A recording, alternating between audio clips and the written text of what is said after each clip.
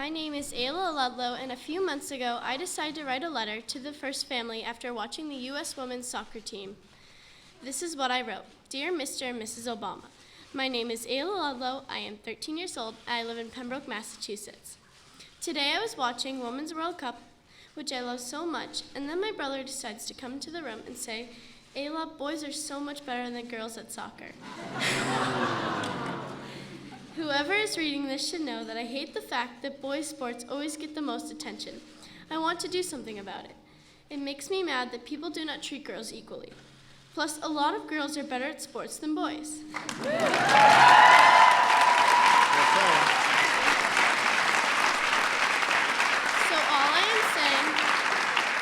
all I am saying is that I would like to do something about it, and I need your help. Sincerely, Ayla Ludlow, 13 years old. I never thought my note would bring me here to the White House with the woman I was watching on TV. Having this opportunity to stand before this group is simply amazing, and I'm never going to forget this moment. And now it is my honor to introduce the President, Barack Obama.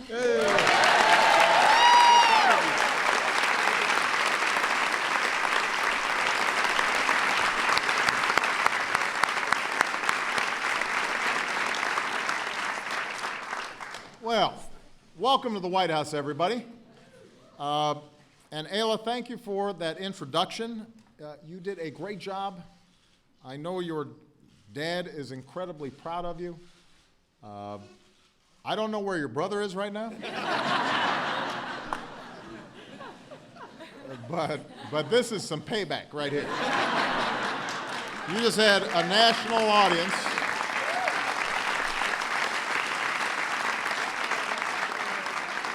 You just had a national audience just letting him know what's what. Because a lot of people agree with you. And nothing gives me more hope than knowing that we've got a whole generation of young women like Ayla ready to take the world by storm. Speaking of women who took the world by storm, give it up for the world champion U.S. women's national soccer team. Hey!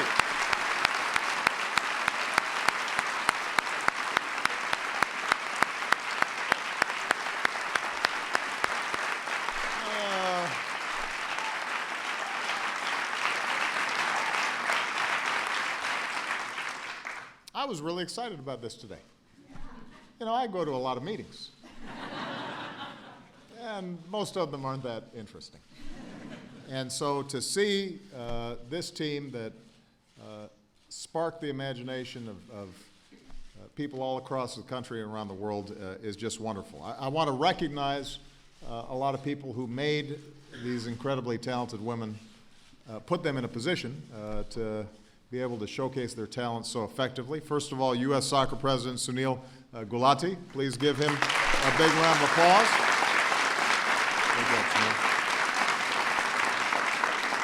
Your outstanding coach, Jill Ellis.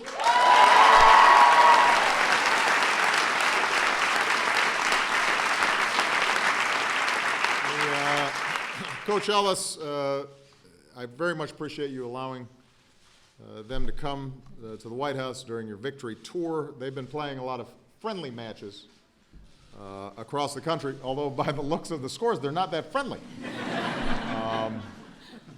These folks are kind of competitive.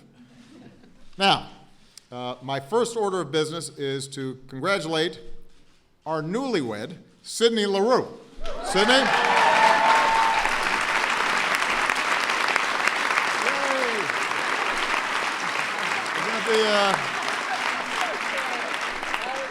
Is that the newlywed wave? Oh, it's the presidential wave, okay. So Sid got hitched a couple weeks ago, and just about the whole team showed up. I also hear that she's got a Chihuahua with 10,000 Twitter followers, which makes me thankful that Bo and Sonny don't have their own accounts, because I don't need them trolling me from my own house. But that's an aside.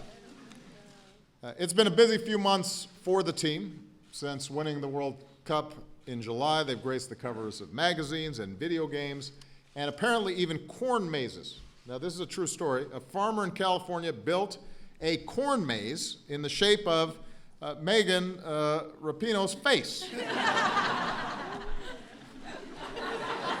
Can't resist this. I mean, I thought I was cool a few years ago when somebody made a bust out of me out of butter. But Megan's got an entire cornfield. But these champions deserve all the attention that they've been getting. After 16 long years, too many heartbreaks, they flew north to put America back on top of the soccer world, and they did it in style. It was a victory that took all 23 players. It took Christy Rampone's leadership, Alex Morgan's playmaking, Heather O'Reilly's game face. It took Becky Sauerbrun's quiet dominance and Abby Wambach's not so quiet dominance. Abby said that she wanted her final World Cup to be like a fairy tale, and I'm not sure that she could have written a better ending.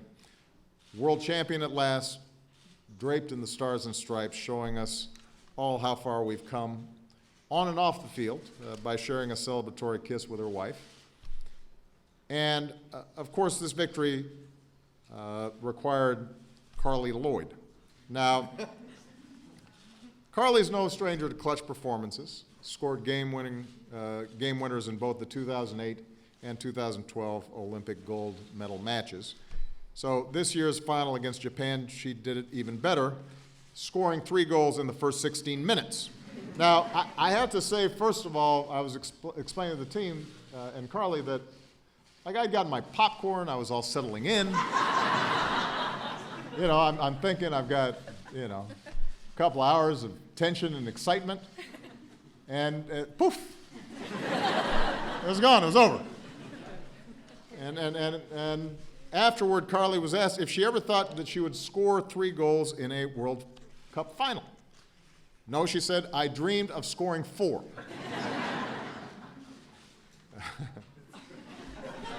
She does have an attitude. You can just see it. You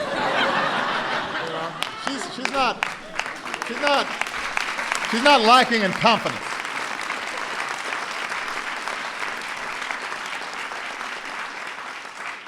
Although I do think that rocket from midfield, that's a 2-pointer. So it was almost like 4. And Carli's performance was so good that by the time the game was over, someone had changed her title on Wikipedia from midfielder to President of the United States. Which, by the way, the job's about to open up. What's another candidate in the mix?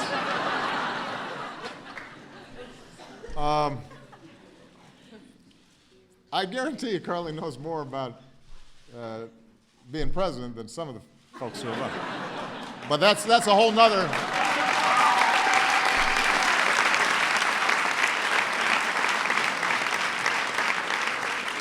That's a whole other topic of conversation. Now, while Carli's performance put an exclamation point on a historic run, this victory was about more than just soccer. It was about dominance and skill and about inspiring our whole country. About a month before the World Cup kicked off, these players launched She Believes initiative, encouraging young fans all across the country to believe in themselves.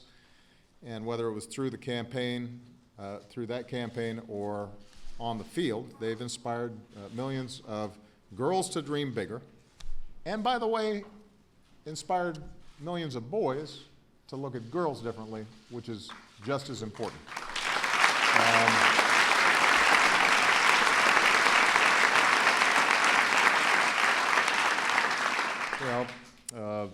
Sasha had a chance to go with one of her best friends, Maisie, Joe's granddaughter, to the game live, but others were following it all across the country. There were girls like the young player in Florida who told Sydney, I look like you, and I want to be just like you. Girls like Ayla, who too often heard that they weren't somehow supposed to be as good at sports as boys. And Ayla got mad, and she should be mad with those attitudes. This team taught all America's children that playing like a girl means you're a badass.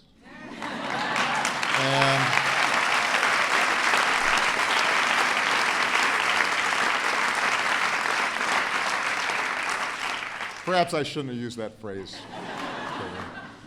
Playing like a girl means being the best. It means drawing the largest TV audience for a soccer match, men or women's, in American history. It means wearing our nation's crest on your jersey, taking yourself and your country to the top of the world. That's what American women do. That's what American girls do. That's why we celebrate this team. They've done it with class. They've done it with the right way. They've done it with excitement. They've done it with style. We are very, very proud of them. So once again, on behalf of all Americans, congratulations. We couldn't be prouder of you. Let's go bring home the gold in Rio. Thank you.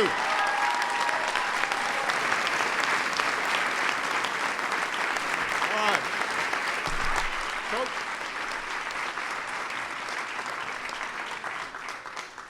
So on behalf of our team and our staff, we want you to try out. We figured you'd be free. But we'd just like to say thank you so much for your support. It meant the world to us. Thank you so much. You. That is terrific. Thank you.